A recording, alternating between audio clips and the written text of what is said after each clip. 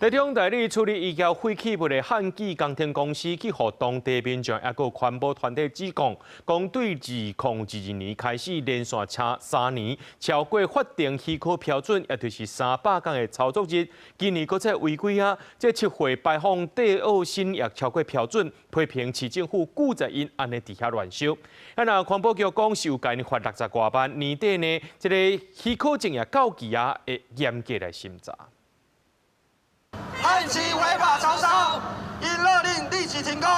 这10个民众甲团团伫台中市府头前举标语抗议，伫台中代理经营20多年，专门处理医疗废弃物的汉基工程公司，从2022年至2024年，连续3年拢违规超销。今年11月14，已经达到每一年300日许可的操作日，不过要是继续咧营业，批评台中市环保局记载代志发生，应该按需要求停工停业。 这是我们的代价，那你们的公权力呢？他今天现在这个时刻还在烧，我们的气密窗没有用，因为它是从任何缝隙都会进来的。每一年都超销1个月，那这3年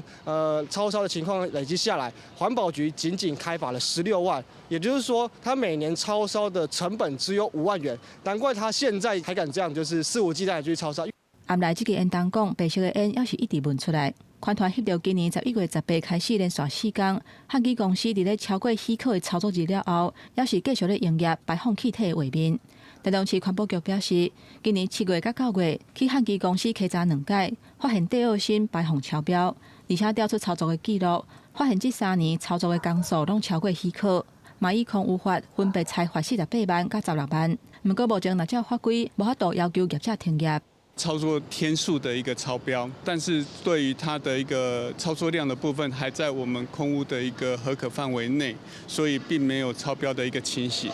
那我们也会要求同仁这边成立一个专案小组来做严格的一个稽查。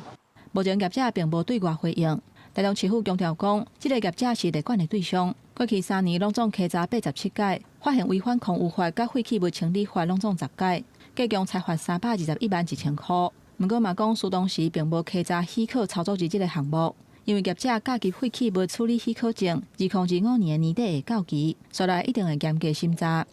记者综合报道。